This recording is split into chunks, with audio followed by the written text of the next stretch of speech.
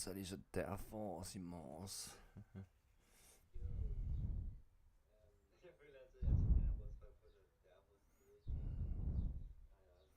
Oh my god, ny LOL-video, shit.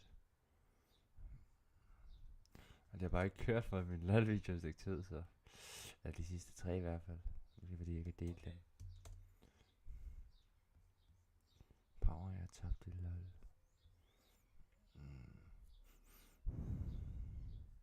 Og der kommer lidt.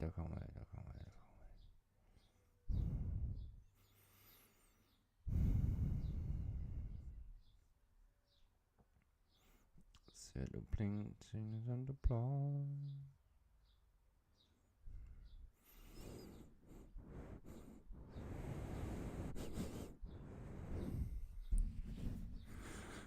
Nå, det er mærkeligt, men ja, det kan også være.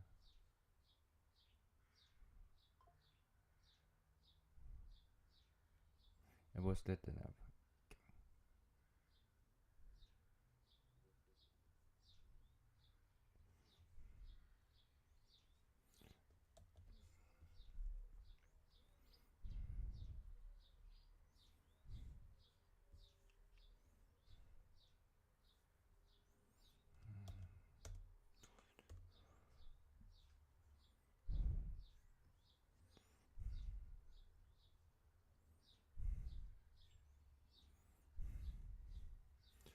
Hvad så, Sofus?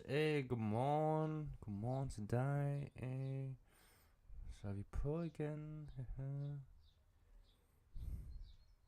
Og ja, du er næste channel i dag. Du er næste channel lige nu, så let's go. Shout til dig, Sofus.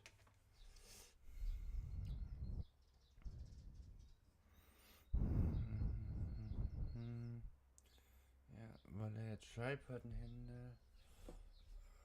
Ja. Så kan man lige holde øje med den i hvert fald. Har du sovet godt i nat? Nej, jeg har ikke sovet overhovedet. Jeg er sådan jeg har prøvet, men jeg har ikke fået sovet. Jeg ved ikke, hvad der er sket. Så vi får se, om jeg falder i søvn efter det her. Så det er en anden side af sagen. Ja. Jo, jeg tror, jeg lukker øjnene måske en times tid, men det er bare det. Er du så frisk i dag? Ja, jeg har fået kaffe. Så vi kører den derude af. Fam. Det er i gang igen.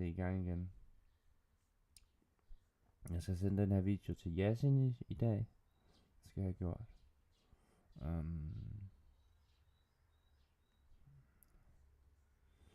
Og så skal jeg se, om jeg kan lave noget. Fam, derfor 10. Fam, derfor 7. Derfor 7. Hvor lang tid live? Hvor lang tid?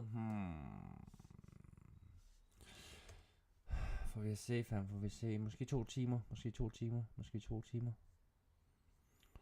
Men fam, jeg har noget at vise jer. Det her, det er crazy.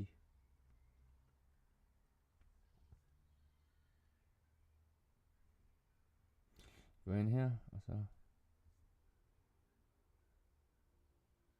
Sådan, Sofie, sådan. Se her, fam. Endnu en i klub 10.000. Den har ramt 10.000.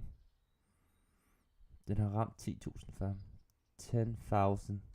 Right here. Så jeg har 1, 2, 3, 4, 5, 6, 7, 8, 9, 10 videoer.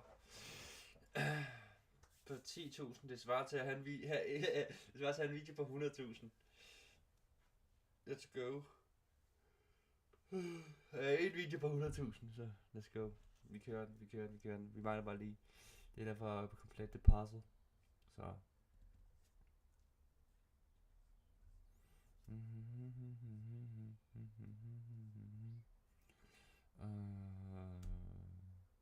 Ja.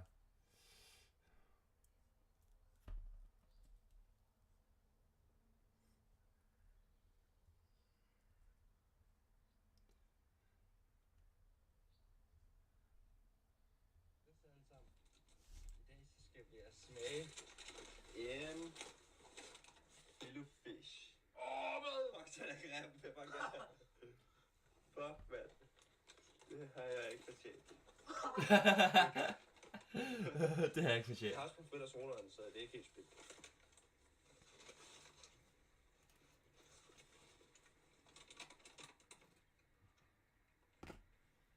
er faktisk god. Okay. Altså ærligt talt, jeg ved godt, alle siger det, ikke? Men det er faktisk god.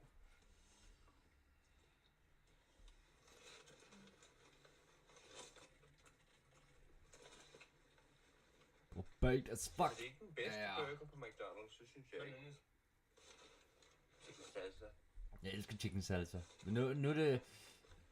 Hvad er mit to go to? Det er på McDonald's, det er bare en quarter pounder menu. Det er den klassiker, det kører altid. Det er lige præcis det mængde mad, jeg skal have, så... Yes, motherfucking go. Men jeg vil faktisk hellere KFC, end jeg vil have McDonald's. Jeg vil hellere Max, end jeg vil have McDonald's, men det ved jeg. McDonald's er tættere på.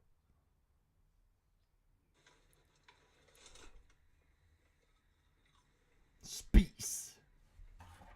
Og Big Tasty. Big Tasty.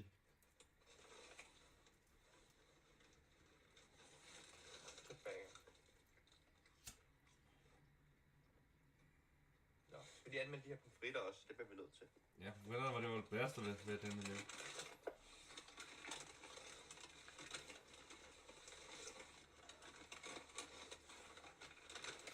Og coronaen skal være sat med.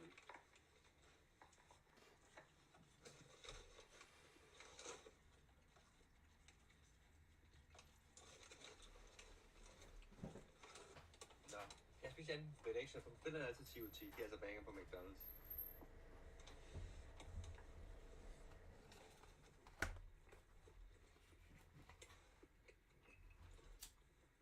Brug sidste ende, ikke? Så kan vi pomfritter på McDonald's, jo. Ja, det er stadig bedre burger.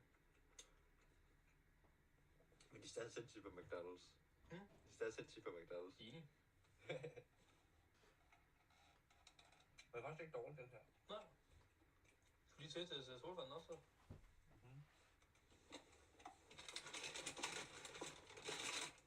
En først 20 ud af 10. Barcelona har vundet mesterskabet. Ja. Du er så glad, at ham den nye søfler Spanien. Han er næsten Messi. That's good. Det er en 10 ud af 10. Altid cool på McDonald's.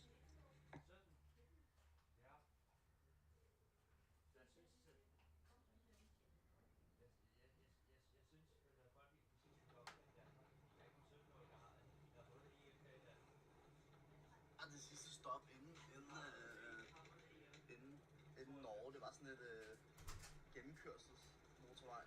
Grunden til det er sådan, det er også, det er fordi, at det er fordi, at Sverige de gerne vil være tættere på Norge, end vi er.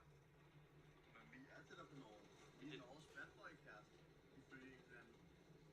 Ikke en svøm. Spis en tomat.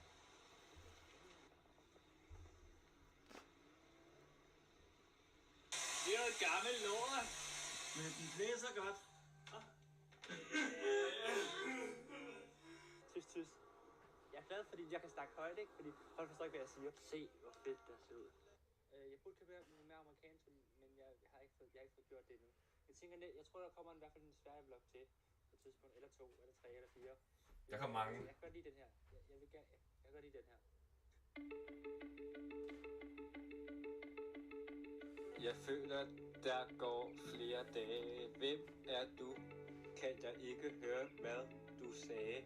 Men når jeg kommer væk, vil jeg aldrig komme tilbage og give dig det, du vil tage. Det er Stockholm-syndrom. Jeg har været her for længe. Og det tror jeg ikke engang i Sverige. Jeg kommer væk, tager dig med. Ja, mand. Wow, det er flot, mand. Og vi gør der bare sådan visninger på den video, så. Det lugter. Så er vi kommet helt op. Det er virkelig flot, må man sige.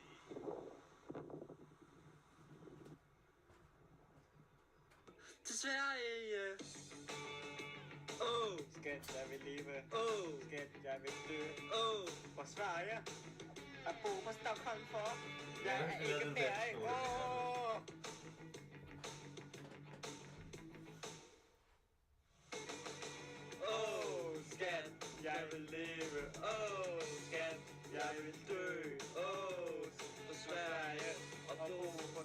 kom, for jeg er ikke nær. Det vil jeg ønske.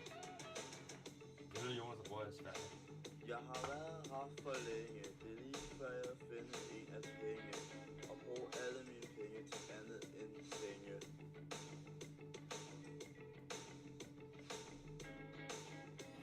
Føler, jeg har været her. Jeg skal lære dig musik her. På et sted. Jeg kommer væk, tager til dig med. Til Sverige. Skat, jeg vil leve. Skat, jeg vil dø. For Sverige. Jeg bor på Stockholm for.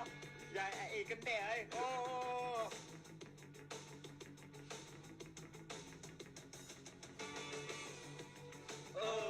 Skat, jeg vil leve. Skat, jeg vil dø. For Sverige. Og bo på Stockholm, for jeg er ikke nær.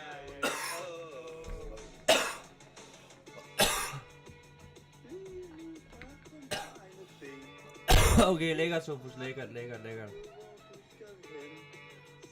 vil lige se, om jeg har stadig mikrofonen tændt. Ja! Okay.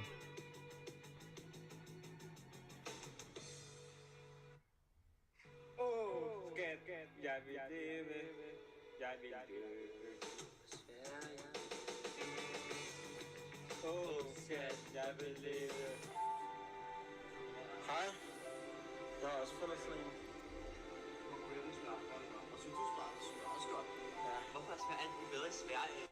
Ja, det ved jeg ikke.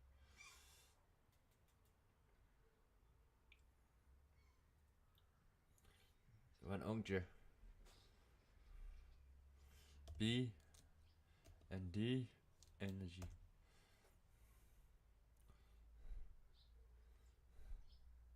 De skulle have deres egen.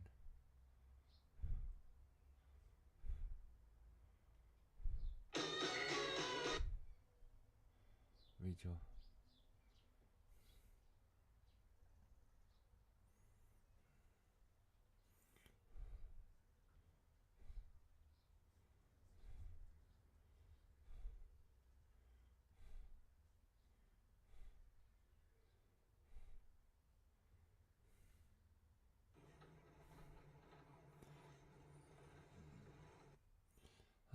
Givet man kunne se den musik, man kunne se det. Men BND Energy vil altid være en lille lukket del.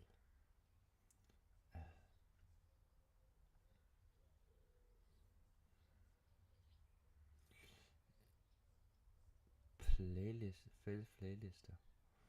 Okay, BND Energy. Julealbum, sådan.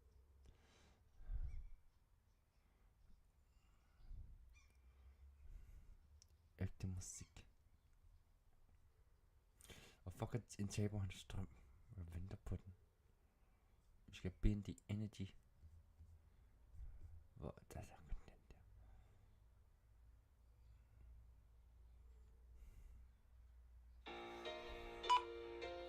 Nej. Pas jeg kunne lige den her.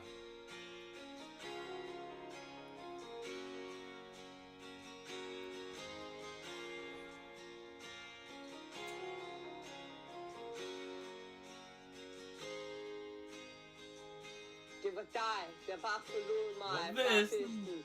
Og så tænkte jeg, at jeg kunne ordne resten. Tror, der er magi i luften. Tror jeg bare, jeg har mistet fornuften. Jeg fandt ud af, at det er sort og hvid. Jeg gider ikke bruge mere tid. Det slutter ikke her, for du er den eneste, jeg ser.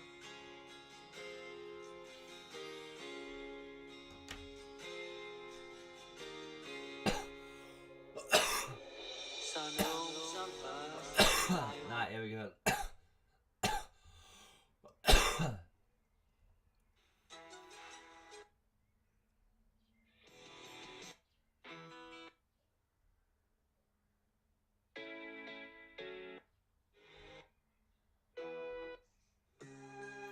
Jeg vil ikke høre BND Energy.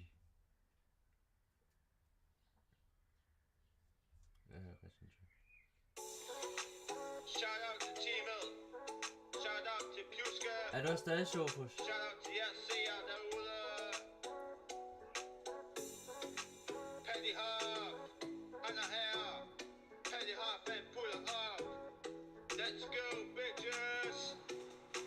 Iceberg, flavor. Giv mig det tilbage, som lidt gamle dage. Iceberg, flavor. Kan ikke finde, hvis du er på sukkerkage. Iceberg, flavor. Giv mig det tilbage, som lidt gamle dage. Iceberg, flavor. Kan ikke finde, hvis du er på sukkerkage. Iceberg, and crime. Katrine, Baneline. Laura and Dime. Iceberg skal være mig. Som et lag, lemon lime. Jeg er high. Wine. Ser nogle dejlige damer. Begynder at spy.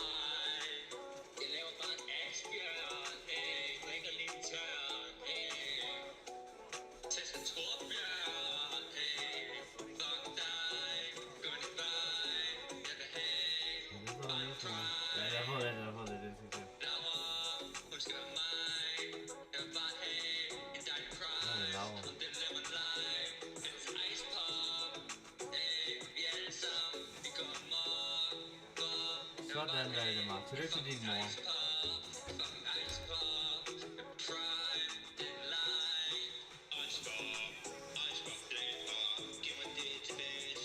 Tillykke med din mor, Valdemar. Så er hun en Gemini.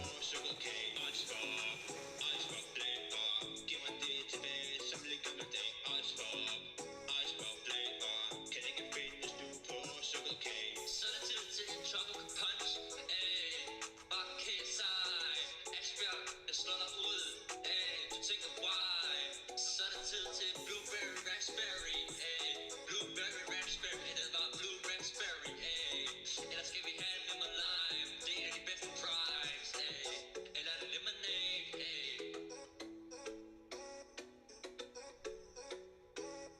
Jeg skal have nitro. Gratis prøvebillede.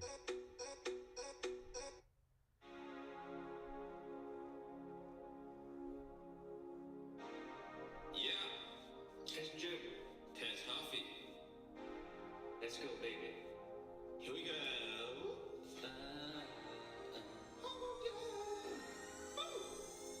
Jeg åbner med muren til du ikke klarer mere. Dine patter, de er så flotte. Jeg er svær at imponere. Jeg har brug for dig. For jeg vil knippe dig, yeah.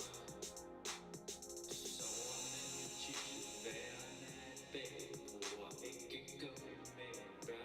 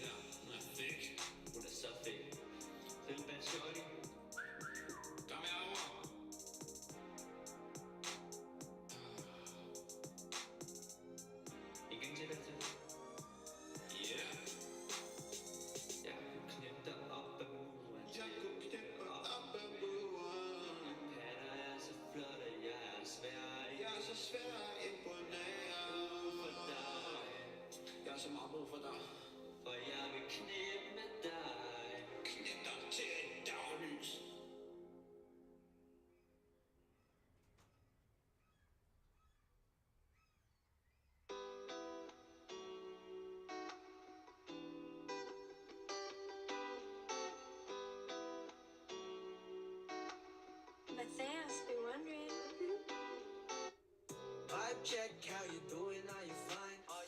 Heart check, is it pumping just like mine? Yeah. Here we go again, looking for the signs, feeling woozy and I know we bout to vibe. Vibe check, how you doing? Are you fine? Heart check, is it pumping just like mine? Yeah. Here we go again, looking for the signs, feeling woozy and I know we bout to vibe. Baby, are you doing fine? Tell me if you're not doing well. Don't you cry, even though you are tired as hell. Get the wine, let's unwind, you're under my spell. We can dine, do a crime, promise I won't tell. Place to another place, call me Namikaze. Playing with time and space, yeah, I feel like Sasuke. Use my Izanami, you can call me your Itachi. I know that you love me, you're just like Izumi. Halika dito, slow down the tempo. Let's chill together and let me control the flow. Vibe check, how you doing? Are you fine? Heart check, is it pumping just like mine? Yeah. Here we go again, looking for the signs, feeling woozy and I know we bout to vibe. Vibe check, how you doing? Are you fine? Heart check, is it pumping just like mine? Yeah. Here we go again, looking for the signs, feeling woozy and I know we bout to vibe. Feels so crazy when you love the soul. It takes your mind and your body, then it hits you whole. Check it. Am I crazy? Am I here before? I got my mind on your body. Oh shit, here we go. We were bumping and grinding, losing our minds, living the vibe right. Hop on the ride, feeling the vibe, living the high life. Feeling high now, like we climbing. We underline, wow, baby, putting time in. I love you 3,000, fucking make it times 10. And baby, you my music, Vanya, you my violin. Now I'm feeling kinda woozy. Please don't be choosy. It's coming, I'ma make you feel like you in a movie. We Gucci. Vibe check, how you doing? Are you fine? Heart check, is it pumping just like mine? Yeah. Here we go again, looking for the signs, feeling woozy and I know we bout to vibe. Vibe check, how you doing? Are you fine? Heart check, is it pumping just like mine? Yeah. Here we go again, looking for the signs, feeling woozy and I know we bout to vibe. Here we go again, looking for the signs, feeling woozy and I know we bout to vibe. Vibe check, how you doing? Are you fine? Heart check, is it pumping just like mine? Yeah. Here we go again, looking for the signs, feeling woozy and I know we bout to vibe. There's no illusion, what you're feeling is real. It's the solution, we should just seal the deal. You're feeling woozy, start the jacuzzi. Yeah, you so cozy, defining beauty, yeah. We don't have to hide this anymore. Yeah, we're skipping levels, we connect to the core. Now I can say that you're always free, cause you always call me up saying vibe with me, yeah. You're bad and bougie, no doja, but you're juicy. You're looking fly when we ride and you rockin' Louis. We're mad and groovy, I love it how you're looking to me. Just stick around to my side and we're going through this life. It's a sign, you know I can see. In my mind you reside, no vacancy. So give it up now. Hit me up and I'll show you how.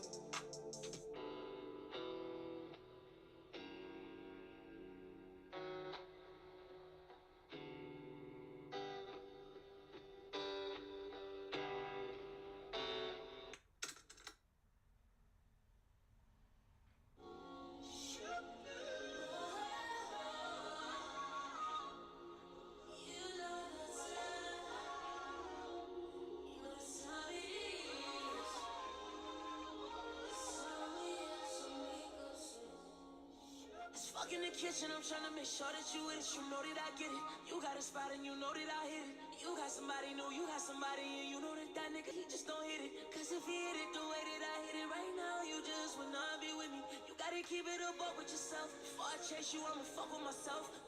I don't wanna fuck with myself.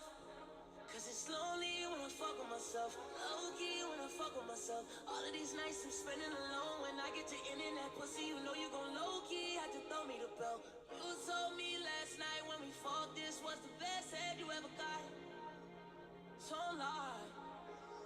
You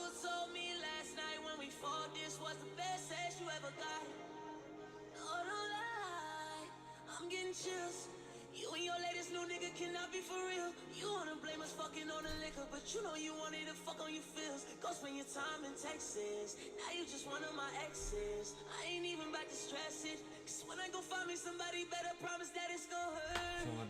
Yeah, it's gonna hurt. It's gonna fucking hurt. I promise that you're gonna feel how I feel, and that's hurt.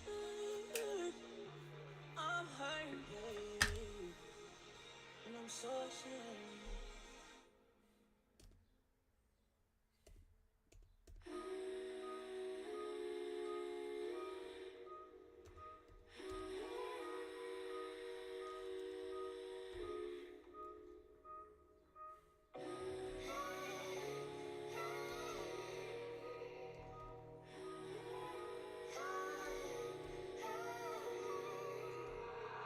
You know what you did to me.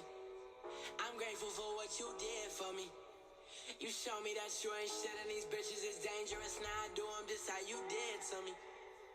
And I know you see the pain in my eyes, every secret and lie. Got a reason to cry before I sleep at night. I need my peace of mind. I see you fine, but I'm far from nice, so now I'ma be savage. But you made it happen, and you made it happen. Getting down, I wonder what happened. I thought we would last, that we turned into ashes. Burning and crashing. Why can't I get past it? Why can't I get past it? Girl, you changed up the best one. I just feel sorry for my next one. Cause I'ma be selfish. I'm gonna be selfish. And no one can change my mind. No one can help me. Oh, I'm gonna be selfish. I'm gonna be selfish.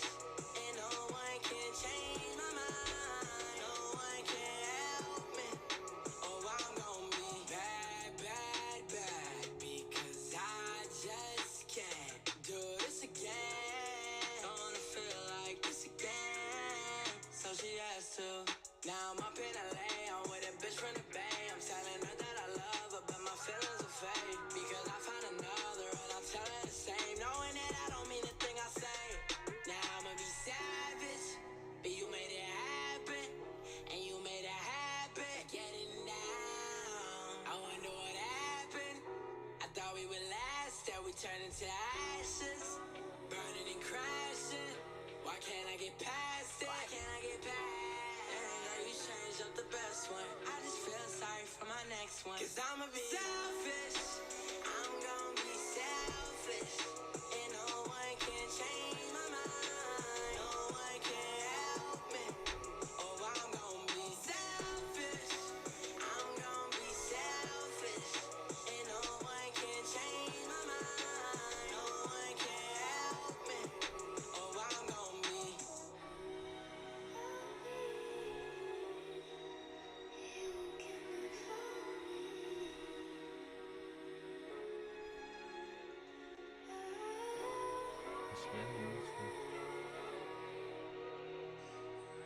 Vi er...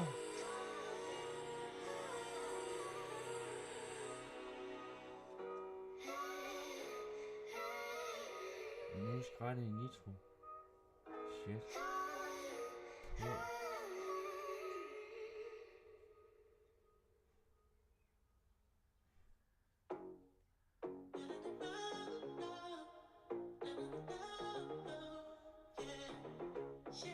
Said you love me, but I don't care.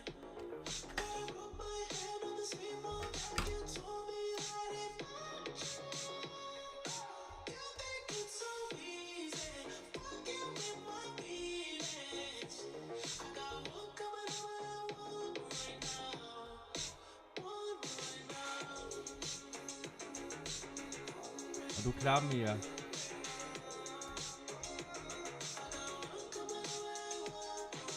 Said you wanna have my babies, I fucked you so good, you should pay me. Don't call me baby when you did me so wrong.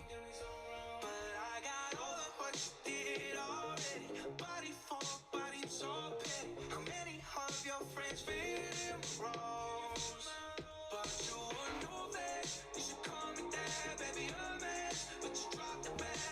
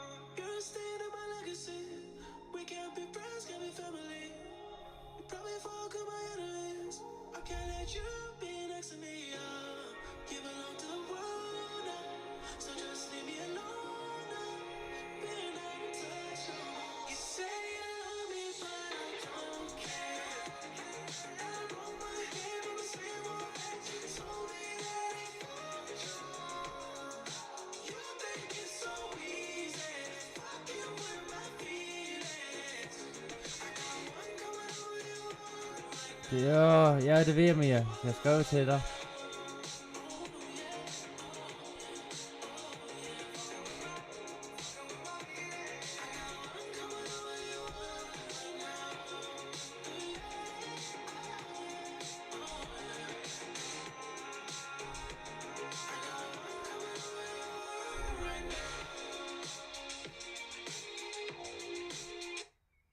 Jeg er i hvert fald tilbage, Mia. Nej. Shit. Jeg skulle lige se, om jeg kunne få nitro. Det har jeg fået i en uge nu. I nitro i en uge. Jeg elsker nitro.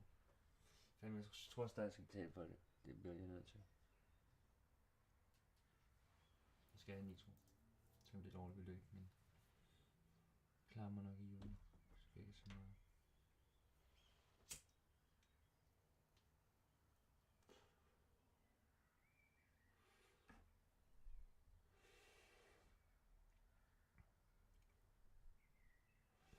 Det er bare i orden. Mia er her, og Valdemar er her måske. Så vi hygger. Okay, det er fair nok. Bare det er okay.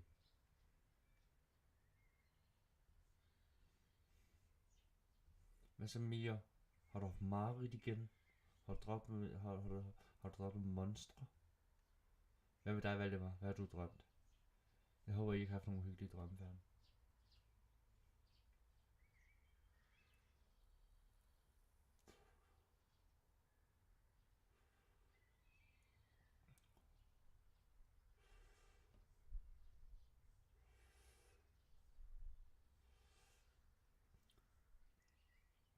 Hvad lød Mia? Det er alle de gyserfilm.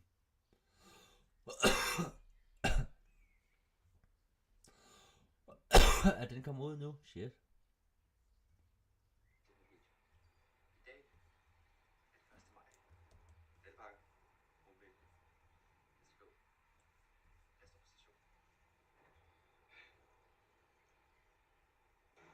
Altså, jeg er glad faktisk nu, ikke?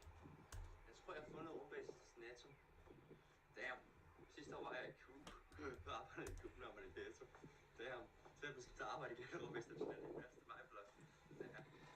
Jeg tror, det er den der. Shit. Ja, Rumbasen aflyste lige sidste øjeblik. Det dumme svin. Nu er jeg i København alene. Hvad? Gå ind og se den, Mia.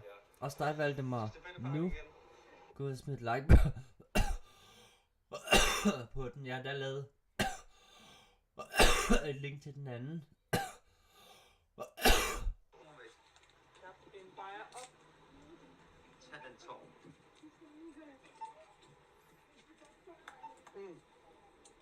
Der var meget skål. Skum. Damn, der er mange i år. Altid mange. Vi er Bæltbakke, bare Rumbasen. Er vi noget? Ja, vi er noget her det. Skål. Det er lige streamet, så må vi have finde videre. Det ved jeg, Mia. Husk at se den igen. Gå ind og se den.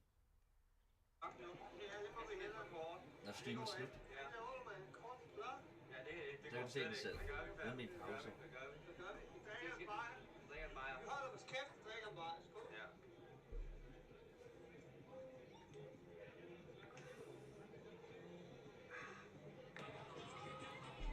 Det er en god blog. Kan du lide den?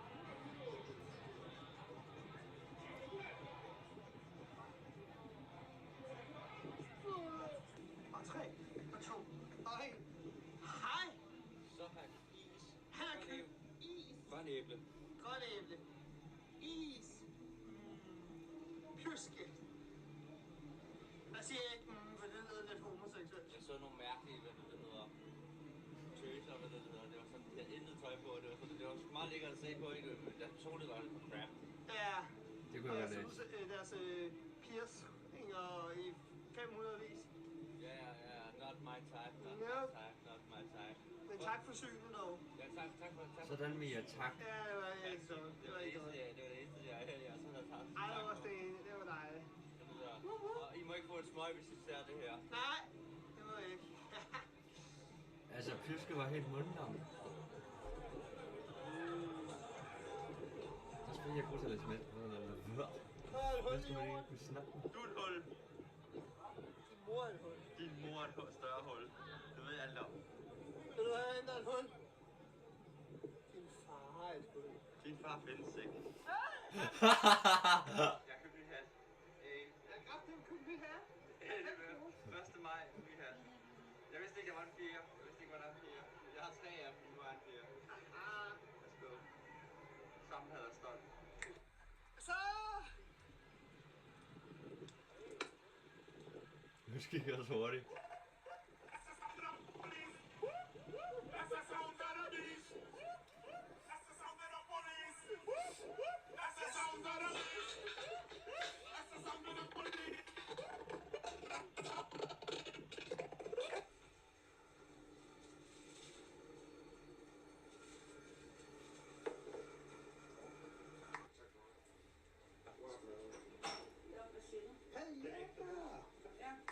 Vi har lige fået noget mad. Vi går ud af fældeparken. Jerry's Place.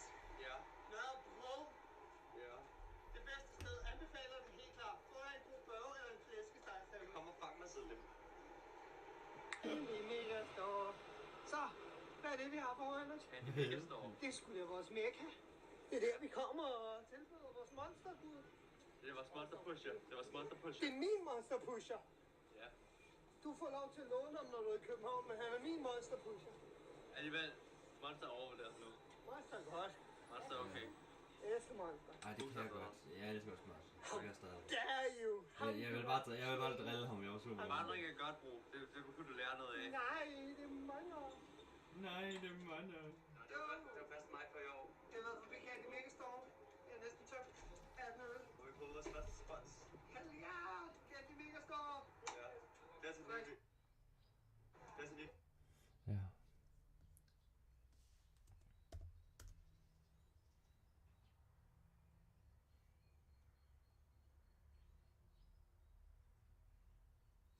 Jeg er nødt til at sætte det på playliste. Den her, den er god.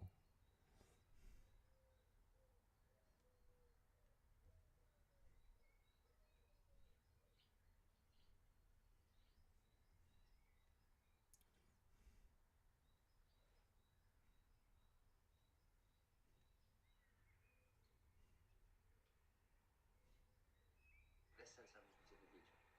I dag er det 1. maj. Fældeparken. Rumvæg. Let's go. Lad os stå på station. Og intet hjemme hos mig. Oh. Altså, jeg er Gladsaxe nu, ikke? Jeg tror, jeg har fundet Rumvægs Netto. Damn. Sidste år var jeg i Coop. Jeg arbejdede i Coop, når man er i Netto.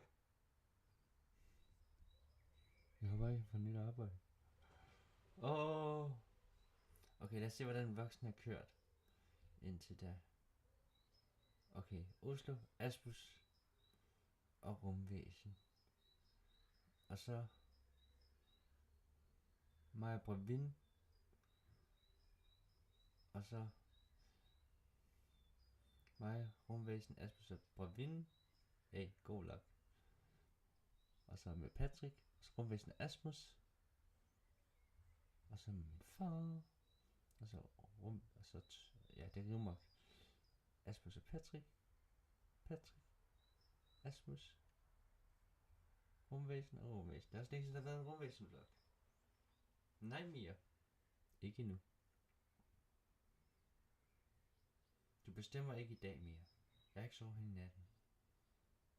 Så jeg har ikke energi til det.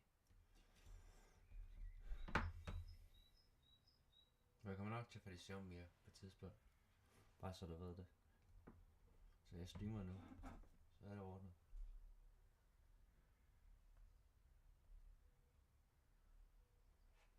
Men tak mere for support, du gør. This is the sound of the police. This is the sound of the police. Ja. Jeg shiner. Jeg shiner.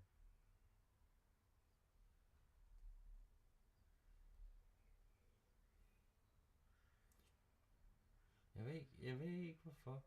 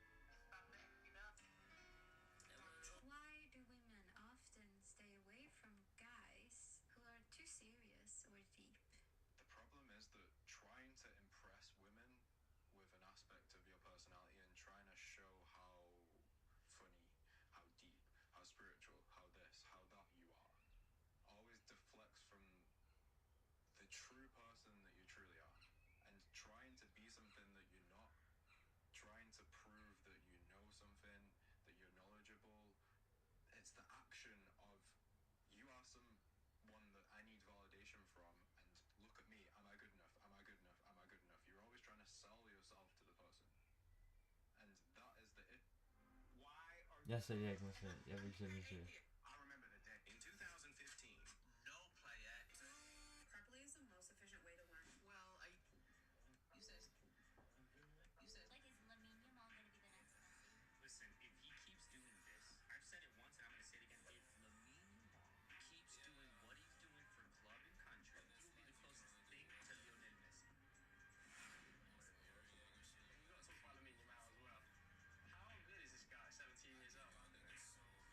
It's mad, isn't it?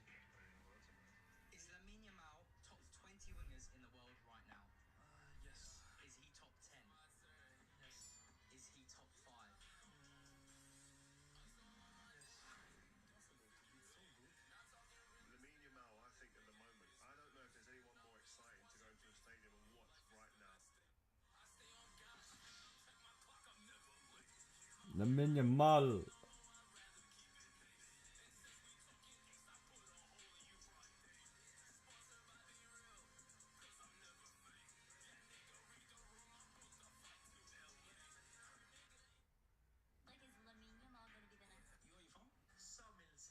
Here's all the new music dropping tonight. Your ring is det flyder lidt sammen, når man har vundet 10 titler, ikke? Men altså, mesterskaberne. Italian brain.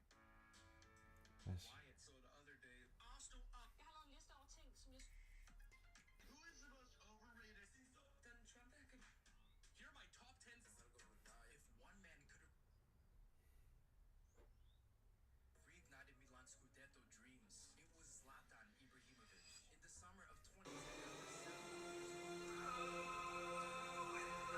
Vi kan ikke se video mere, men jeg kan bare høre sangen.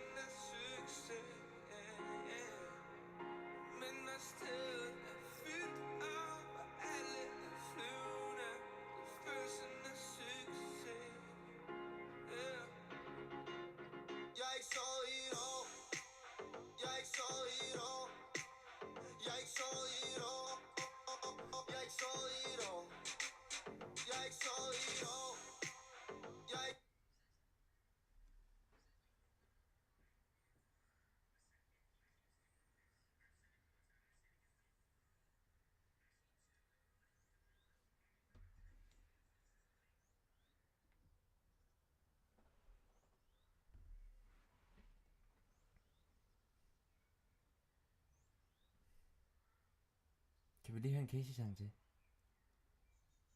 I'm analyzing this shit.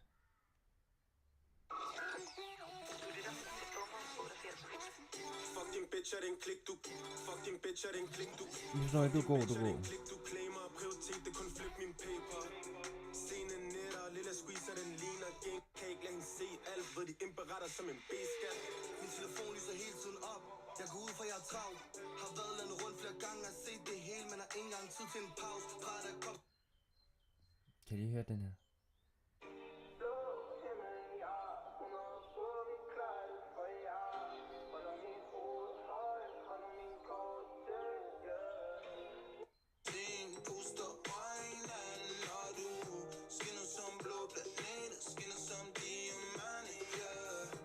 Okay, jeg forstår godt det kinda, but don't get the hype.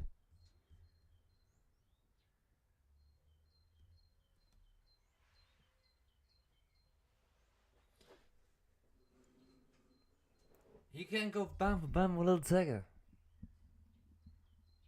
Chris or Leroy score. Altså, opinions, maybe. I'm a culture guy.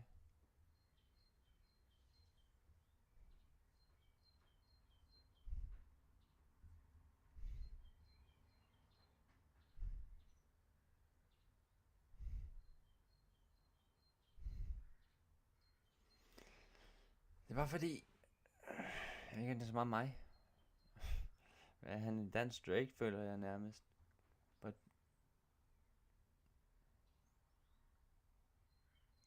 Drake kan synge. Let.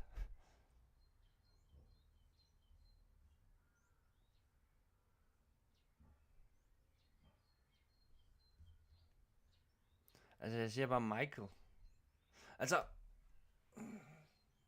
Ja, vi skal selvfølgelig være glade for det, vi har, ikke? Well, it's about music, fam. I wanna...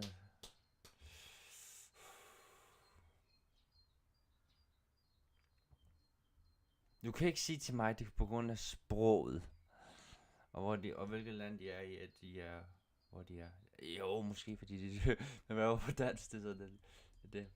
Ja, så kommer man mere på de danske charts. Jeg spørger bare, er der ikke nogen danskere, der slår igennem udlandet? Bare en nysgerrig.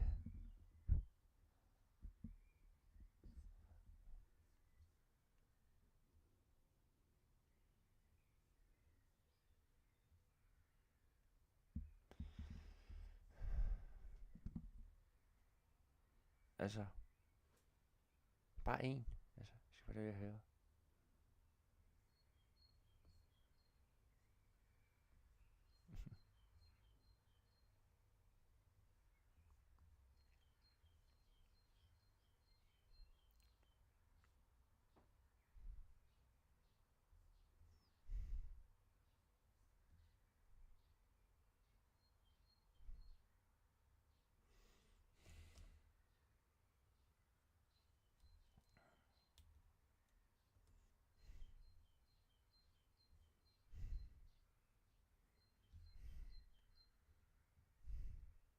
Nå, ja.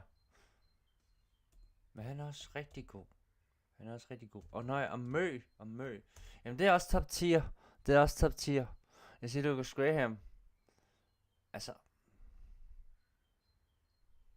Fandme, det er jo ikke en sammenligning. Du kan ikke få mig til at sige, at Casey... vi er jo enige om, at Lucas Graham er bedre end Casey. Altså. That guy here, he eat him up every day. He's a better artist. In the music business, he's a better artist. I don't give a shit. Numbers don't lie, fam. Når du har bedre... Hvad ved jeg ikke. Men ja. Skal vi høre noget Lucas Graham? Hvad skal vi høre, Mia? Er den her god? Love Someone? Var det ham, der lavede den? Vi kan ikke høre. Jeg er bange for at høre ham. Det er ikke så meget det. Men nej, jeg kan godt lide ham. Han er cool nok.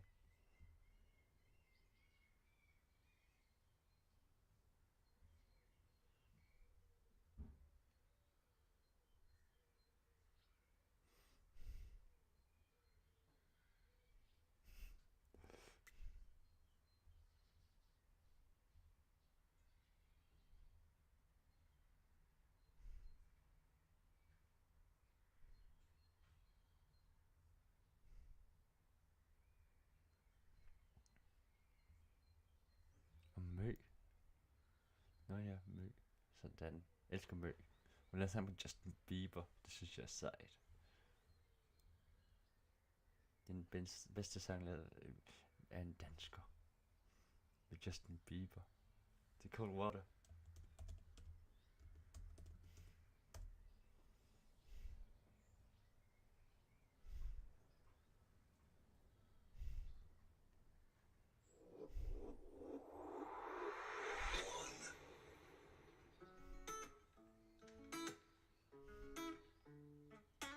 Heller ikke mig.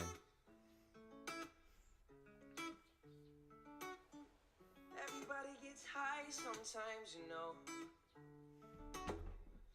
What else can we do when we're feeling low?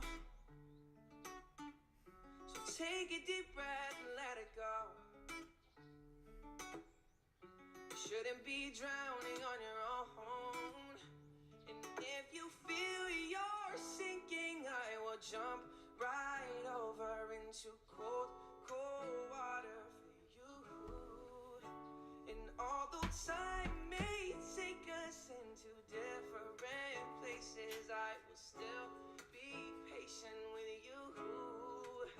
And I hope you know I won't let go. I'll be your lifeline tonight.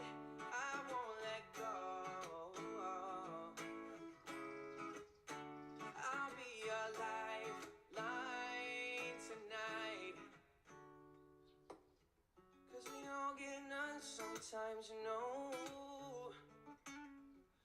What else can we do when we're feeling low? And I wanna lie with you till I'm old. You shouldn't be fighting on your own. And if you feel you're sinking, I will jump right over into cold, cold water for you. And although time may take us into different places, I will still be patient with you. And I hope you know I won't let go. I'll be your lifeline tonight. I won't let go. I'll be your lifeline tonight.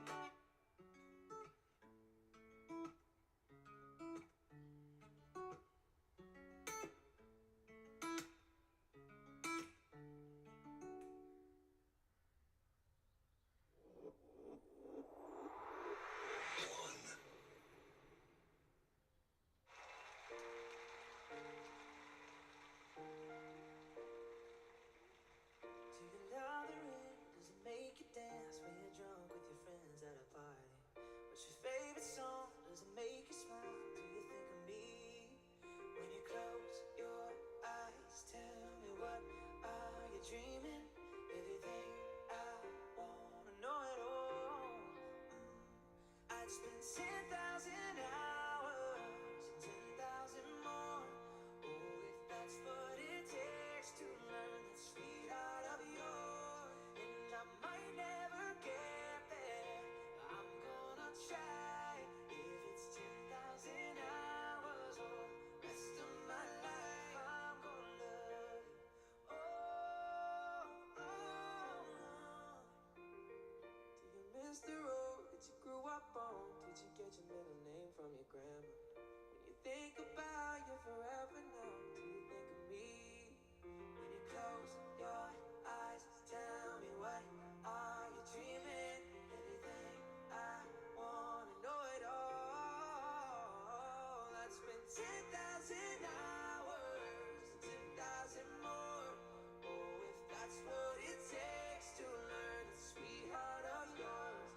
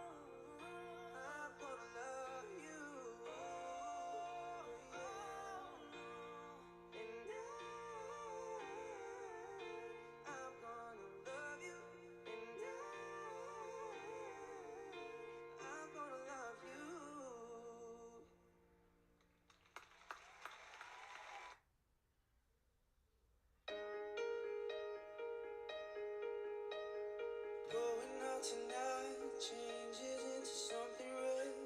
Her mother doesn't like that kind of dress. Everything she's never had, she's showing up. Driving too fast, moon is breaking through her hair. She is setting for something that she won't forget. Having no regrets is all that she really wants. We're only getting older, baby, and I've been thinking about it lately.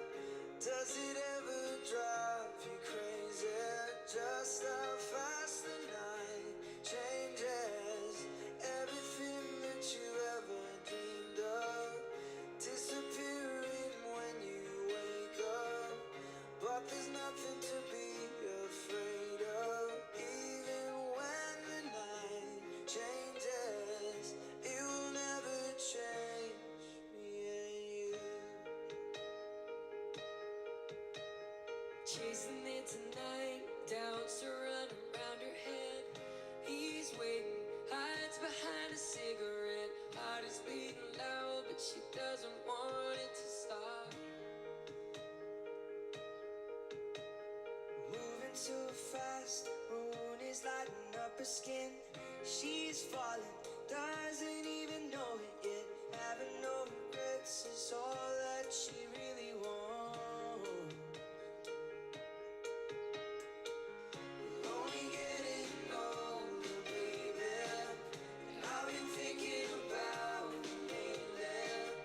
Does it ever drive you crazy?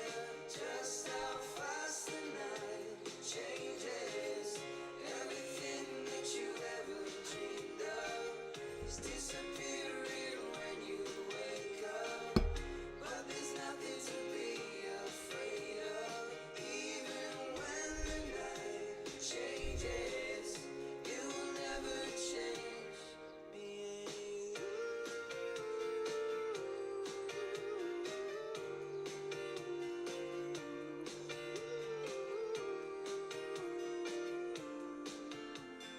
Going out tonight changes into something red.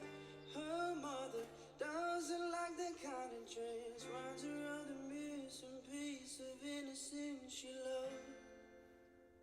We're only getting older, baby, and I've been thinking about it lately. Does it ever drive you crazy? Just how fast the night changes. Everything that you ever dreamed of is disappearing when you wake up. But there's nothing to be afraid of. Even when the night changes, it will never change, baby. It will never change, baby. It will never change me and you.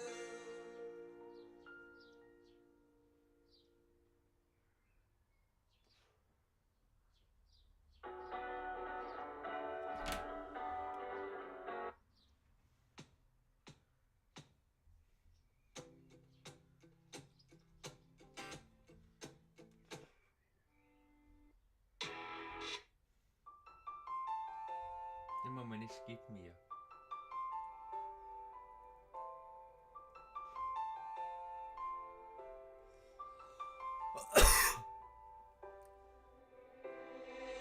People say we shouldn't be together. Too young to know about forever. But I say they don't know what they're talking about. 'Cause this love is only getting stronger. So I don't wanna wait any longer. I just wanna tell the world that you're mine, girl. Oh, they don't know about the things we do. They don't know about the I love yous. But I bet you if they only knew, they would just be jealous of us. They don't know about the all night. They don't know about Du skipper sig. Ja. Men jeg skipper ikke Harry. Jeg har gjort det ved uheld. Se mig ikke til at skifte. Mia, jeg skipper. Jeg skipper. Jeg skipper Mia. Det er ikke din dag. Du vil tage hævn, Mia. Jeg vil tage hævn.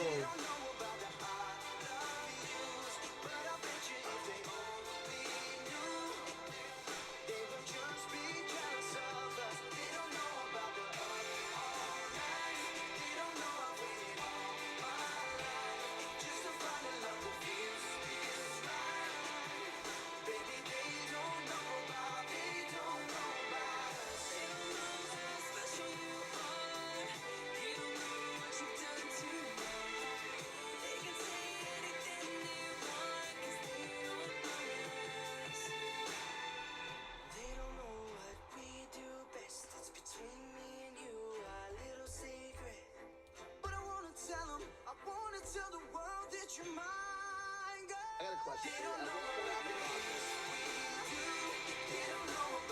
Being locked in hotel rooms. And when I was me, everyone that jumped out, I was really like shit scared of. But every time I went, I'm not going around with you, mate. I said, listen, if anyone seen my ship, right, the pool is somewhere over there, mate. No. Amber heard is shivering somewhere.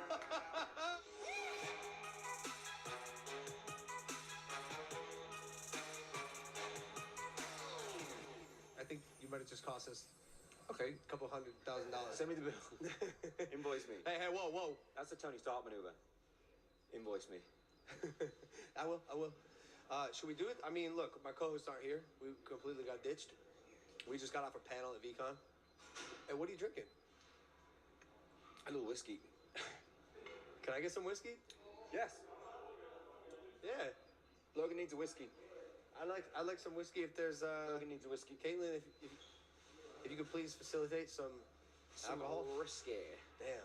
A little risky. It's 5 o'clock somewhere here. I know I was late, Liam. I'm sorry. That's okay. I've been sat here and entertaining. They were texting me. They said you're really fired up and you were telling some good stories. Thank you, Dylan. I've got a lot of stories to tell. I'm so excited, dude. This is great.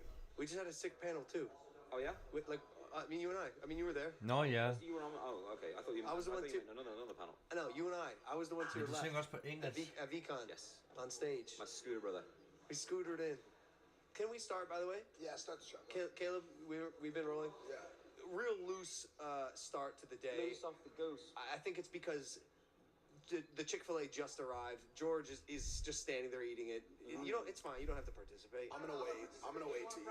I'm all good, man. Alright, you probably eat healthy. Guys, Does he look like he eats fucking Chick-fil-A, bro? Yeah, Dude, you're a stud in real life, bro. You look great. I mean, you look good in the photos, but I'm gonna start over. Hey, guys. Welcome back to Impulse, the number one podcast in the world. Thank you guys for listening, watching, viewing, and subscribing. We are here in Minneapolis, Minnesota, with Liam Payne. Holy shit. Liam Payne. Thank you. That's cool. Yes. Now that's One Direction. You never know Something whether to show to off cheer for yourself at that point. I've been caught in that position a few times. Right? You know, fuck it, sometimes I do cheer for myself. Yeah, bro. You deserve some cheers. Thanks, man. People were cheering for you at VCon. Yeah, that was good. It was. By the way, I'm seeing some feedback on Twitter What do regarding. you think? Let's cut to the viewers. Took a screenshot of one of the tweets I saw. Why did I? Wow. You gotta be careful you don't end up in the wrong folder there. Okay. You ready? Here's the tweet. Austin Hurwitz said, "Don't let preconceived biases shut you off from opportunities and experiences. Happy I opened myself up to listening to Liam Payne and Logan Paul speak today at VCon. To my surprise, the most human conversation I've sat in on here in Minneapolis." Wow. Whoa. I mean, there was a lot of big words. I understood some of them. That was amazing. What a great turnaround. It was good, right? But she hated us. I'm joking. She did. Yeah. She doesn't anymore. Prior. No, we won Austin over. But dude, thanks for coming on Impulsive. Number one podcast in the world. That's a fact. Why would I lie about something like that? We've been trying to get you on, I think, for some time now. We've been crossing circles, and I understand you have sat here before I walked in. I was late, 5 minutes late. So sorry. And you almost fought Quavo at a club or something. Did I miss a story that happened? Like what? Wait, I'm sorry. What? Wait, what? Hold on. This is great. Okay. This is what we're going straight in with that. I don't know what we're going to lead with. Yeah, please lead with. Well, we were at Neon Carnival. I was a little bit wasted. I had a good time, and I had a small table in the back somewhere that I was kind of chilling on. And my manager was having a conversation with somebody about like moments in life when you can't back down and then suddenly this moment happened where all these rappers jumped on my table. And I was over a fence away, but when I turned around, my table was full, and I'm like, who are these guys? Yeah. So I had my whole shirt off and whatever, and I was all drunk and stuff, so I just thought, Yeah. screw it, I'm going to vault the bar, whatever. So I vaulted over and landed God right in the damn, middle yeah. of everyone. And everyone's looking at me, and the security looking You at by me, yourself? and I'm like, well, I was with him. Okay. And he was like, I think this is probably his proudest moment that I stuck my cards to my guard on this one. But I turned around and I was like, everyone was all like really like super chill, whatever. So I was like being really annoying. So I was like slapping people in the back to say hi, but like really feminine. Okay, Like, good to see you, bro. Like, how you doing? Like, you don't want to sit by me sort of situation. And then I noticed Quavo, and I'm like, oh, we've sold 1 billion records together. How are you doing? He's like, oh yeah, good to see you. Not that's how Quavo talks. He probably says like, Yeah. And yeah, I mean, it was just a really weird, funny situation, but it could have gone completely AWOL because I decided to vault the barrier. Oh yeah, because They didn't know they who I know was. right. They didn't know, and also when Some I'm gonna be honest random with white dude with his shirt off. And Well, you're pretty recognizable. Like a lot of people know who you It's are. an interesting conversation. I often think that when I meet someone, I expect them not to know who I am before I go there, and I always feel like I have to. Sometimes you have these awkward conversations with people where like you say your name and then they don't kind of click onto who you are, and it's like, do I bother to go to the next level to explain to you who I am, or does it really matter in this situation? You shouldn't. You should. I think if anyone assumes that no one knows who you are, it's like a good baseline level of humility. You Exactly. know? And I want to say that my also first interaction with you yesterday, you had your shirt off. And looked like he was ready to fall over a fence. I don't know. I was quite a big guy a few months ago, so I'm going to celebrate. No, as you should. It was just an interesting juxtaposition now than seeing you today wearing a polo. And still nude somehow. You know, it still could be like camouflage. Yeah, not you know, I wasn't checking you out or anything, but you're in great shape. Thank you, man. Yeah, I mean, I'm in training at the moment. In the UK, we play this game called Soccer Aid, and it's a bunch of professional soccer players like Ronaldinho's played in the past, and mixed with celebrities. So I'm the captain of the England team currently at the moment, who's never kicked a football in his life, by the way. I was going to ask I've had to learn for 3 months. So, you know, you were saying earlier about, like, projects that come along. I find my life is a lot like that. Like, I ended up designing for Hugo Boss, and that wasn't part of the thing. I did an underwear commercial for them. I did this, I did that. And that's kind of why, like, jumping into football and stuff, it's like, for me, I get to play a role for a certain amount of months. I put my arse into everything that I do. So, I mean, I've trained, like, I was training twice a day, 6 times a week, you know, it's crazy. To learn how to play football, so hopefully I'm something half decent and earn a captaincy. Well, it's really cool now watching your career because you get to do things like this, and you had such a fast, explosive, and global come up. So you were part of One Direction, probably the biggest boy band of all time, and has yet to be replicated. Like I don't know if there's like a besides like the K-pop bands. Yeah, I think some of the K-pop bands have kind of reignited the thing. I mean, obviously we had 5 Seconds of Summer as well. They did pretty well. I mean, if I was to explain to you, we talk about One Direction for a second, like what I think about how One Direction happened, because I've never really spoken about this before. But I believe that at the same time, it was when worldwide Twitter trends had just started when we went on the show. So every night the UK would kick up the action on One Direction. It would become a trend in the UK, but then it would trend worldwide, and then people around the world would go, oh, what is this? And then they would click on, and then they'd find people that like the same thing they like, and da-da-da-da-da. So I actually think it was a perfect storm scenario of technology mixed with something that was, I mean, I don't want to say we were very good on the show because we were very put together on the show. We got very good at what we did.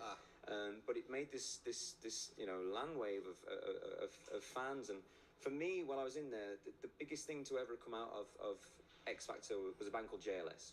And they were very big in the UK. So when we got where we got to, I thought, oh, we'll be just like JLS, like we'll be big in the UK. And then like we started closing down streets in the UK, and like one little girl like broke her leg by crossing the road, and they would close down streets. So I thought, okay, this is getting a little bit strange. I'm like 16 years old, right? So I thought, I know what I'll do. If it gets too big, I'll move to Australia. And then the very next day after X Factor, right, you're going to Australia, and my name had already beat me there. And that's when I knew I was like, oh, okay, this is where we're going to go next. No, where's the escape button? There's no, you know.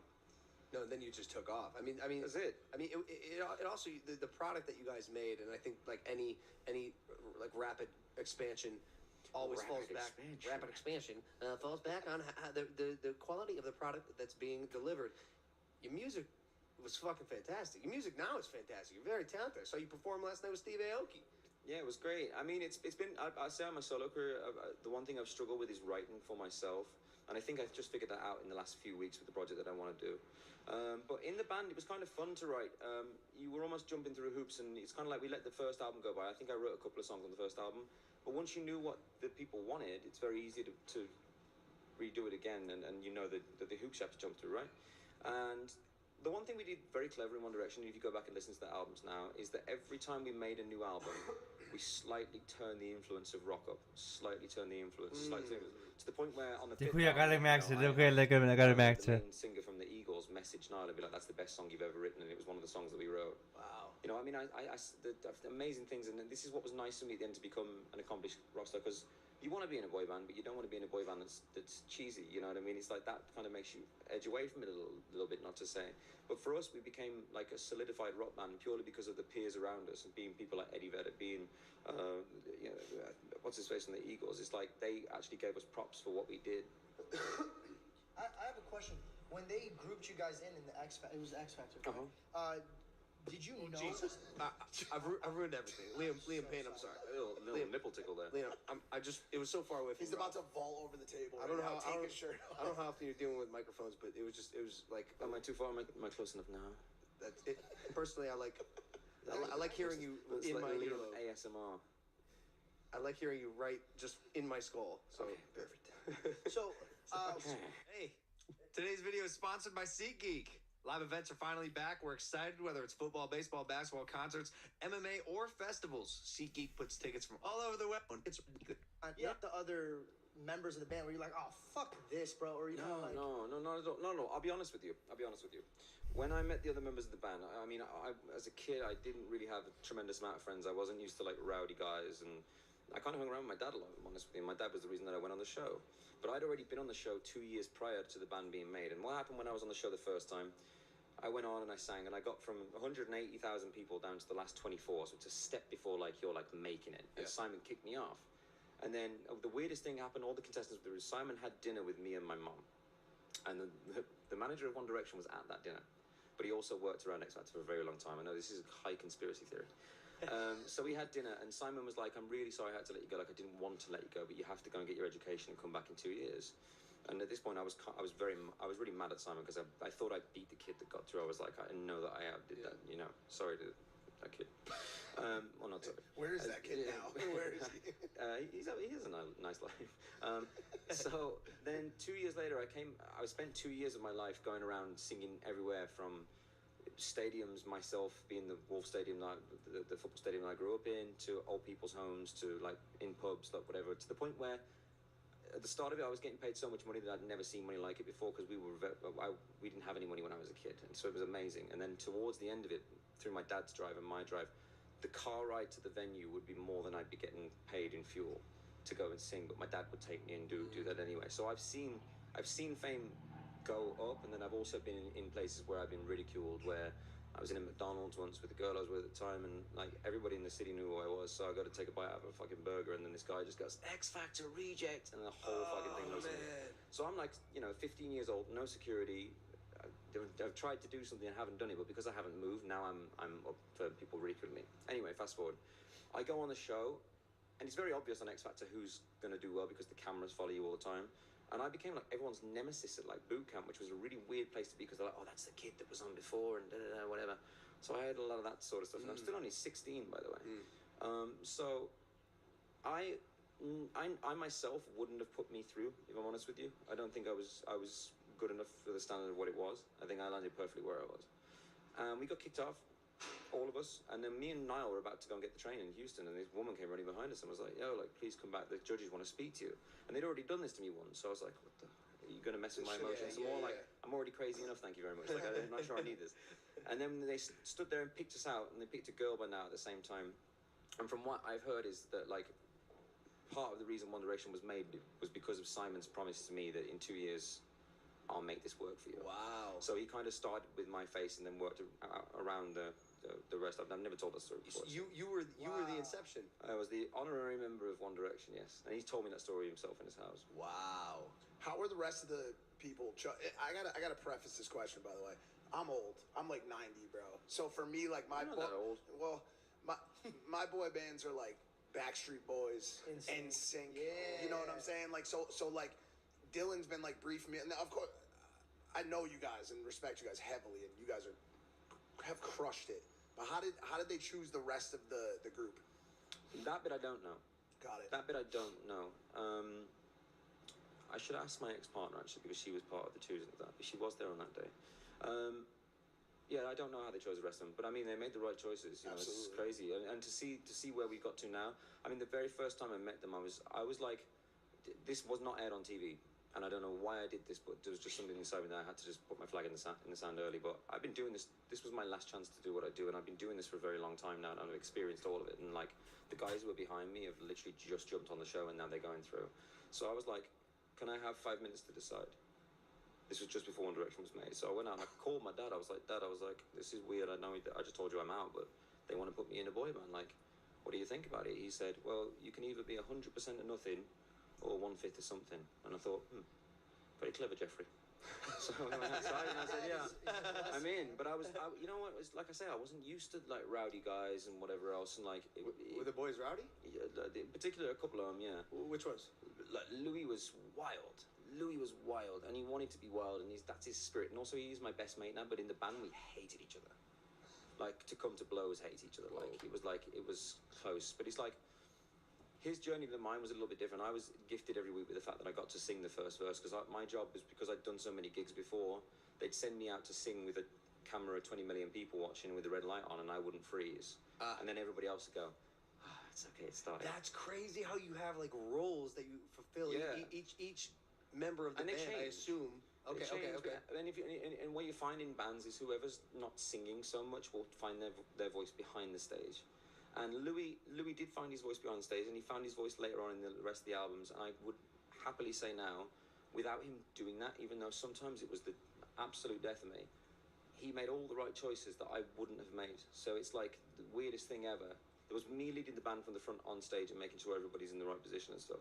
There's him from behind the stage making critical decisions on what songs we do, whereas I'm like, I don't even know if I like this song or not. But he knew what we should be. He knew what he wanted to identify as, and you know that's why he's out and touring at the moment as well. So hats off to him. And I know you wouldn't mind me saying any of this, but he was crucial, even without the singing at the start. You said you took almost blows at each other, but was that? Oh, sorry. Welcome to the what's podcast, up with you and man. mics? Well, you've been doing it on the past. I'm so sorry. It's because you don't have headphones on. Yeah. Hey, before you ask that question, miss the Emery Hotel plug again for the 12th fucking time. We suck. Great hotel, Emery Hotel, Minneapolis, Minnesota. Thanks for having us. Rustic decor, lighting is fantastic. They have steel beams. That might even be marble. There's a fucking whole restaurant, coffee shop. The column's nice. The restaurant's amazing. The restaurant's nice. My question is, was the beef between you guys and Justin Bieber? Just Roland said, fuck the whole discussion. You're out of control. And just, I like it. I really want to know because I've always wanted to know. No. So what happened would be, I mean, listen, this stuff just happens anyway, right? So we had a similar thing with the Wanted, and with the Bieber one, I think it was me, and we used to go back to the hotel, and I'd get absolutely wasted, and we used to play this game called Ring of Fire with a card. You draw a card, each card means something, whatever else. You know, we do absolutely. I fire extinguished someone's room with the powder fire extinguisher, and he was orange for like 8 weeks. And so one night I was like on Instagram Live at the same time, and like I was drunk at the time when I said it, and I was like, someone said something about Justin Bieber to me or whatever, and I wasn't even meaning to offend him. I wanted to offend them, and this is where this can go wrong if you start fighting people online for no reason. 100%. I was like, well, I mean, the only thing between me and him is I haven't been arrested. So then it started some like beef thing about That's whatever. so lame. That's right? light. That shot's fired, So then bro. you started some It's beef. fucked up, man. No, it's not. Coming at my boy Biebs like that? I'm just kidding. Bro, I'm a smooth criminal. I don't get arrested for anything. Doesn't get caught. And so it started these things. Then everybody started getting a bit like, you see each other at award shows, and obviously like we're boys in the band, you're like a boy, you know, not in the band, so it makes sense that we should hate each other, right? So like, and obviously our fan bases cross-generate. So it's actually as much the fans pushing this boundary as you are. Yeah. So I thought, you know what, screw it. We're at the show. The boys in my trailer are getting a bit rowdy. I don't want to see any violence, man. So I thought, I'm very Matthew McConaughey. I thought I'll just go and say hello to him. So I knocked on his door, went and had a chat with him, and I was just like, we started talking, and it was in a different place in Bieber's head at this point. He'd come through all of the, you know, skirting around in Lamborghinis on the thing, in the, you know, all that stuff. Oh yeah. He'd grown as a person, and literally, it was sitting with him and having that conversation, and I was like, dude, he's like, I've always felt for you. I said, number one, I've done all the things that you've done, and I've never been caught for any of them. So that's number one. Yeah. Number two, is that legal if I say that? Am I now caught for doing something? I never did any of this. No. What's it called? We're talking about statute of limitations. Yeah, exactly. I'm out of it. You're talking about like jaywalking and that kind I said to him, I said, number two, I said, you know what, I've always really felt for you, mate, and I think in our situation, we all suffer from the same disease in this. I said, and when I look at my boys and I turn left and right, I've got someone who's going through exactly what I've gone through. I know in your camp, you're you, and there's no one like you, so you can't turn around and have that shoulder. And he was like, bro, that's giving me chills. Yeah. And we became friends immediately. You said that on the panel today. Yeah. And I told you, I related to that too. It is a different ballpark when you're in it solo. And Bieber definitely went through the ringer. Dude, and I listen, I say this to every young kid coming into this business. As soon as I meet them, I'm like, look, if you want to call me, I'm not trying to like put ownership over you that I know more than you or any of that kind of crap. All I'm saying is, if something happens, like, call me, and any help I can give you, I will give you. But if I can't, then I'll let you know. I'll find somebody who can, basically. So it's like, you know, trying to help each other, because we're all not. I don't want to say suffering from the same disease. It makes it sound very like sad and horrible and like, oh, whatever. But it is. We all have this thing about us that we have to live with. That's part of our fame. And I think it's better if we all stick together than start, you know, throwing the V's at each other. I agree. I also think a boy band versus like a solo artist, like actual brawl, would have been highly entertaining. No, I think Bieber. Yeah, rest in peace, Liam. Han er lige død. Shit. I heard he could box. Like for real box. I can see Bieber. When I watch Bieber, one, he's mastered every single instrument. He was playing drums since you know. I was not doing that. I was banging my head off stuff when I was his age, and you know, crying to my mom. And then you watch him, if he picks up a hockey stick, he'll master the hockey stick. He's just one of those guys. He's good at everything. So I'm not going to say a thing. He just like, he'd probably pull out some, you know, he was on that movie with Jackie Chan. Oh yeah. Karate Kid. He'd probably pull some, you know, some flair out and just start high kicking everyone. Beating the shit out of each other. Imagine that, just Bieber just roundhousing everyone. Great movie. Roadhouse. What movie? Ja, hvis Bieber siger til at slås. Jeg tror ikke, I ved det. In the beginning, did Bieber get like brutally like? He got like shot 100 times via a machine gun. Was it like one of those it was like parody movies? Yes, yeah, but they smoked like Scary Movie or something like that. Yeah. So did you see him before the whole? This was after the like album show, because you guys had your own like Kanye West versus 50 Cent moment, like where it was like whose album's gonna sell more fucking copies on the release date, right? Yeah, this is the thing. I don't even know what any of that stuff was about, because I couldn't tell you who at that point had sold and hadn't sold more. Right.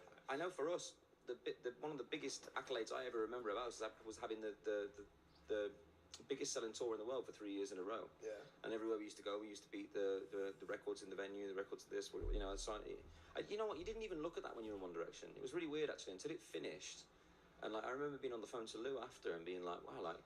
That was really something. Like until the dust clears, you're like, you might have did a little thing there, you know what I mean? Yeah. And it was, until the dust clears, it's like you don't appreciate it for what it is, and regrettably so actually, because I wish I'd have understood it more while I was in the middle of it. But like, I mean, you know, there was a point where, you know, people were saying, oh, you could probably fart bar Black Sheep on a mic and it'd go to number one, and I was like, you know, you just didn't appreciate it as much as you should have really. Right. Tunnel vision. You were like focused, and then when you're kind of that was it. Like, no, you know what? We never got time to celebrate. That was the one thing in One Direction that I always hated. And so, I mean, I started to celebrate really early into award shows. I'd made sure I had a good time when I was there, because I knew I was going to be on a plane to Japan and like sleeping on the floor. We used to have really big security guards, and like I literally have slept like 14 hours on the floor to Japan before, and woke up on the floor and then like been greeted by 6,000 people. So crazy, man. No, that's insane. How does a human brain comprehend something like that? It doesn't, mate. It doesn't. I'm going to show you one picture, and I'll send it to you so you can flash it up. But it's always my favourite one. And this one, we were making our movie at the time, and I really hated the movie crew for doing this to me, because they brought me up and were like, "Oh, we need to do a shot with you out on the balcony here, you know, whatever." And I'm like, "Yeah, okay, cool, I'll do it." And they always used to ask me, because I always used to say yes. So they wake me up, and I don't know what's going on outside, because I've only just landed in this country. I've never been here before. And they go, yeah, just walk out on the balcony. I walk out on the balcony, there's 15,000 people outside the hotel. And I'm on my own, which I'm not used to. And I was like going into like severe shock. I'm like, oh my God, like what do you say? And then he started chanting my name, and I'm on my own. It was a really beautiful moment, but inside I was like, oh my God, this is terrifying. Like, if I show you the picture. So I mean, like for most people's like big concerts, like the O2 Arena is like 19,000. This was just our hotel, and I'm sure the hotel hated us because they had to provide like Nej, det ambulance føler jeg ikke. services, toilets, Jeg skal food, snart gå, like, Mia. so that used to be everywhere we were. Imagine being so famous that they have to give people. Jeg skal snart gå, Mia. Jeg har en veninde, jeg skal snakke med. Så det er mere det. Så lad os se. Vi kan godt lige tage et kvarter mere. Et kvarter mere. Det er en god podcast.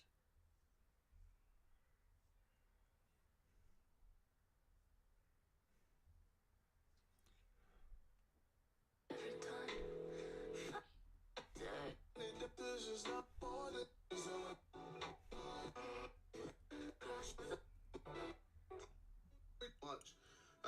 Shout out to Albanian Boxer 555 for the donation. Thank you very much. I better get used to this since I'm going to be doing a donation stream on TikTok. Whoop, whoop, whoop, whoop, whoop. For those of you that don't know what I'm on about, I came second last in FPL, which means I have to do a 12-hour TikTok stream begging for money. Yes, just begging for money, and that's it for 12 hours. Long day, but at least I'm not lost. At least I'm not Arthur.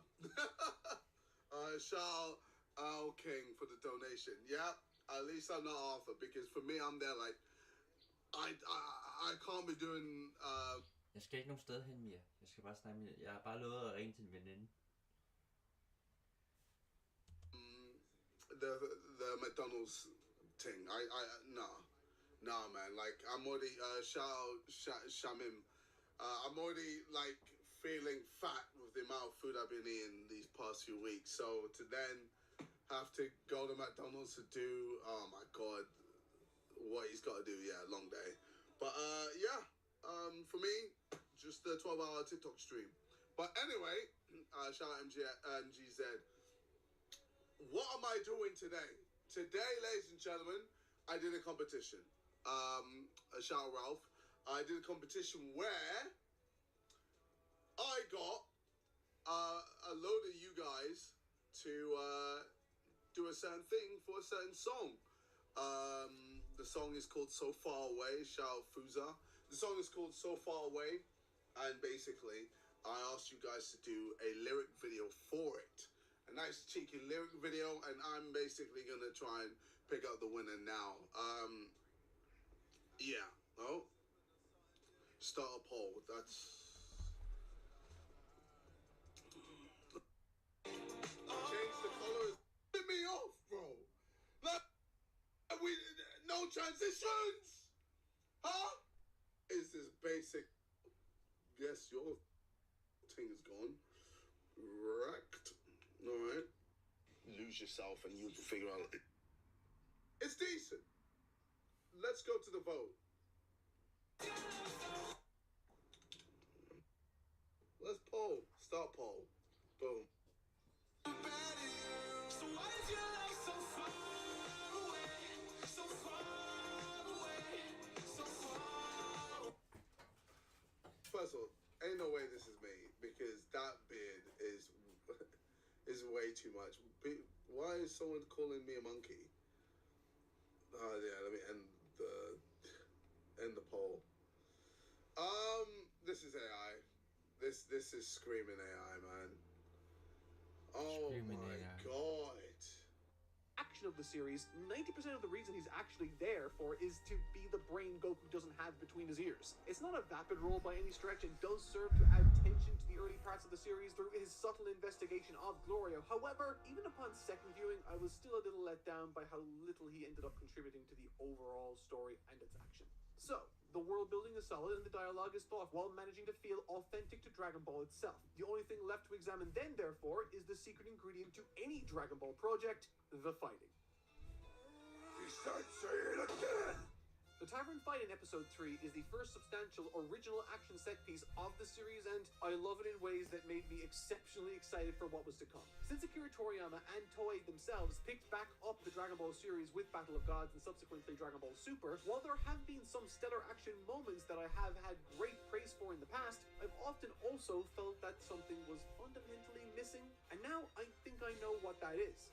This is a fight informed entirely by character on every single level, brimming with personality and authenticity. While these thugs are too weak to create any real tension for us at home, Shin is the only one around who has any idea of what's really about to take place here. And the best part is, all of this action is rather unbefitting of a larger grown-up character like adult Goku. Therefore, the action here is tailor-made for his smaller body. The original Dragon Ball series we all grew up with wasn't conceived of by the animators or writers at Toei Animation. It all came from the mind of Akira Toriyama, his manga, and most importantly, his choreography, layouts, and direction. And you can feel that lack of source material everywhere within Dragon Ball Super and GT, in my opinion. Backflips, back handsprings, bowl fighting, all delivered with an unassuming face that has one goal: to not allow this minor inconvenience impede his ability to consume as many alien burgers as he possibly can. It is awesome, hilarious, and it's oh so Dragon Ball to its very core.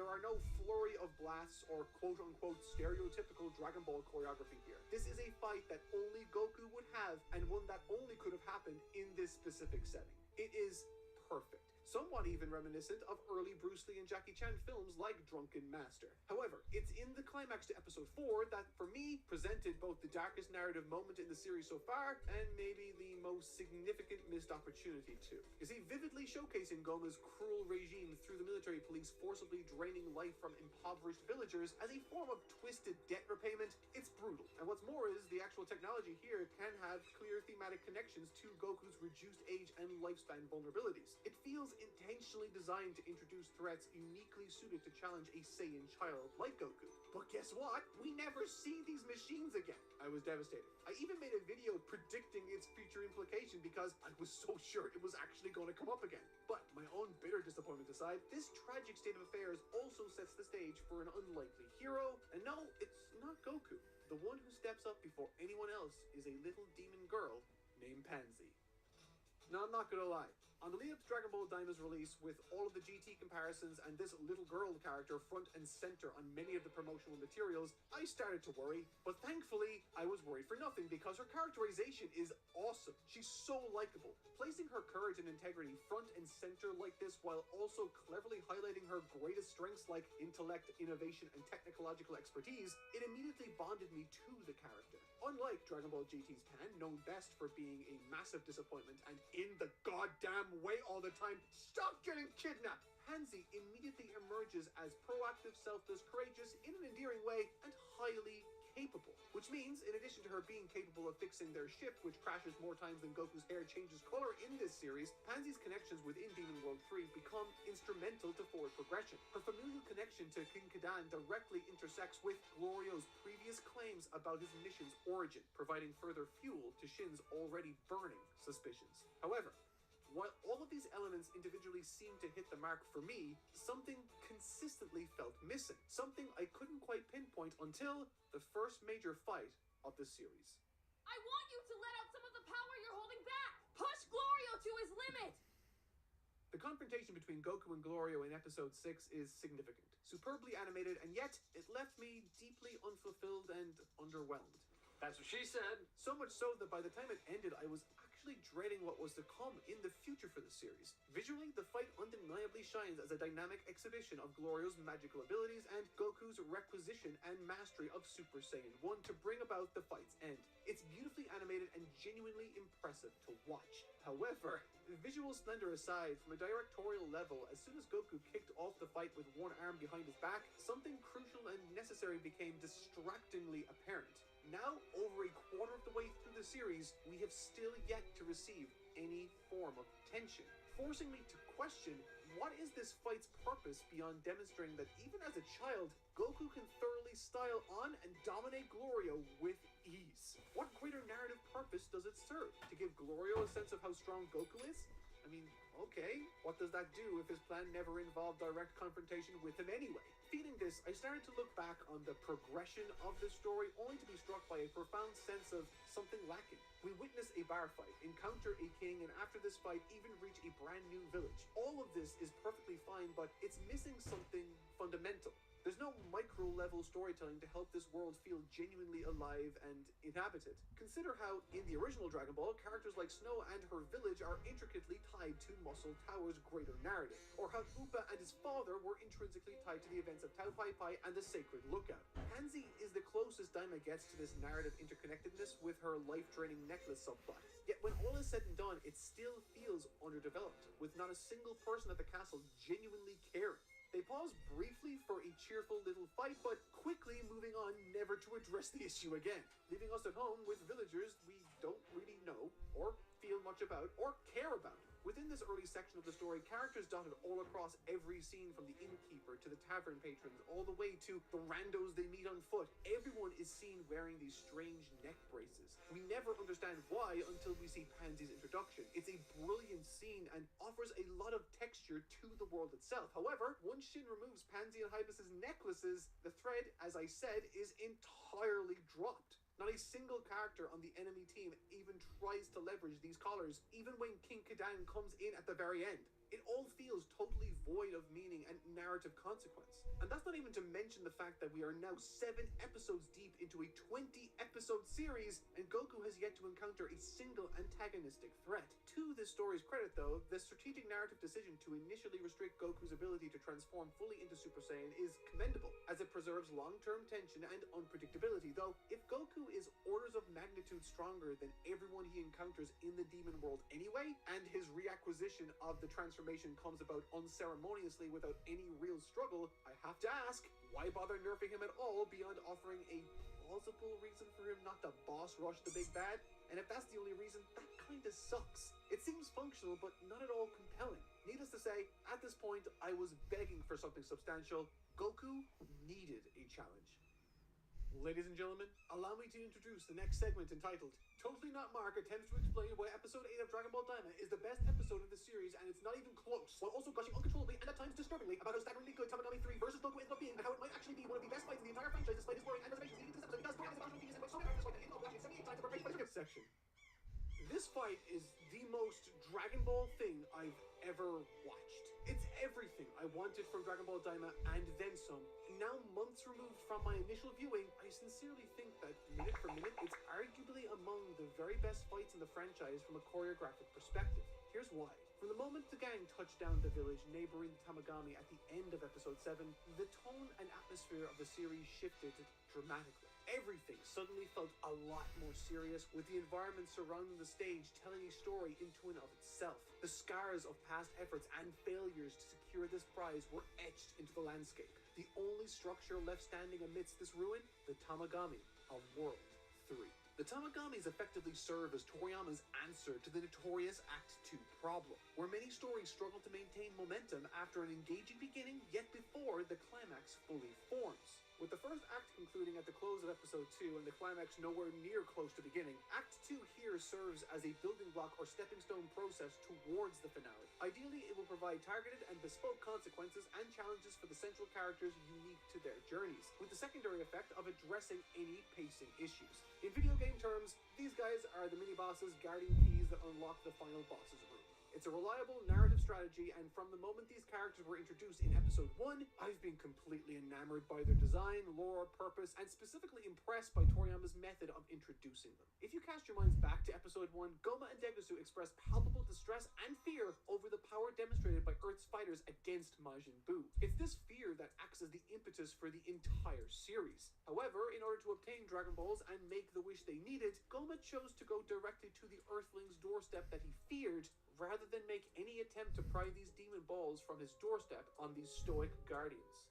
That choice tells us everything we needed to know about them. These monoliths are staggeringly powerful, far beyond the scope and reach of the demon realm's highest authority. And that's an interesting detail, because what I particularly appreciate about the prelude to this battle is that it captures something that's been lacking in most Dragon Ball material since Goku's transition into adulthood. an atmosphere that's captured perfectly in this exchange between Pansy and Goku when she says, "Are you really sure you want to do this thing? I heard even King Dabura couldn't beat the Tamagami." This is a reaction emblematic of all those Goku and Co are met with when he announces his ambition to defeat Tamagami 3. You see, for 20 years, no one has even so much as tried in this world, which tells us a lot about not just the Jeg har fået Tamagami kaffe. strength, but Det er det the eneste. culture of the oppressed world itself. There's a culture in Demon World 3 that's unlike the other two. They're far from wealthy, largely simple people who've endured considerable oppression for untold generations. For thousands of years, they have existed under the boots of tyrants, fostering a pervasive culture of deceit, misery, with little hope for change or a brighter tomorrow evident in every interaction we see. And yet, when faced with this bewildered question from Pansy, all Goku can say is, "When I hear that, I only want to do it more." This moment is when it clicked for me. Goku's journey as a child in this story isn't primarily to be challenged by his own limitations or to retrieve his lost powers. While those do serve functional roles within the narrative, the core purpose of Goku here is to liberate this world from tyranny simply by being himself, the embodiment of passion, ambition, and endless optimism. Now, as a longtime viewer, I felt a wave of nostalgia wash over me. Suddenly, I was a kid again, watching a young Goku enter a troubled town and attempt to achieve the impossible. However, what makes this episode so impressive, to me at least, is what we don't see. Employing nostalgia like this isn't a surefire path to success. In fact, it's a complicated balancing act. A tightrope walk with one misstep and the illusion shatters, bringing the entire scene crashing down. The way the animators and storyboard artists intentionally emphasize Tamagami 3's hulking figure and Goku's tiny stature to not only frame certain shots, but also inform the flow of combat, it is as mesmerizingly beautiful as it is thrilling to watch. And what's more is, this fight couldn't exist in this form had Goku been an adult. Sure, you could scale up the Tamagami, but that comes with a very different feel and dynamic, as we've seen from the many other large-scale battles in the series. From the word go, Tamagami 3 kicks off the fight with imposing and thunderous hammer attacks that establish him as the bigger but slightly slower fighter, while Goku focuses on speed and agility, using the very rock fragments around him that are being kicked up into the air through these heavy blows to position himself for a quick counterattack using his Nyoibo. But it didn't work. And seeing this, Goku uses the pole once again, this time to test his opponent's speed, barely managing to dodge a counterattack hammer throw in the process. The entire opening sequence, while inventively choreographed, is specifically structured such that Goku is observing and downloading everything Tamagami 3 can do. You'll notice that he never really tries the same attack twice, and if he does do it on those rare occasions, it's only to bait in the attack he anticipates in order to create an opening for a brand new one. Plus, every failed attempt by Goku is met with an immediate response from him. He can't reach the Tamagami 3's head? No problem. He'll just bring the head down to the ground instead by taking out his legs. Beat for beat, this is less a battle and more a chess match. With each attempt, Goku picks apart Tamagami 3's formidable defenses piece by piece until he's got all the info he needs.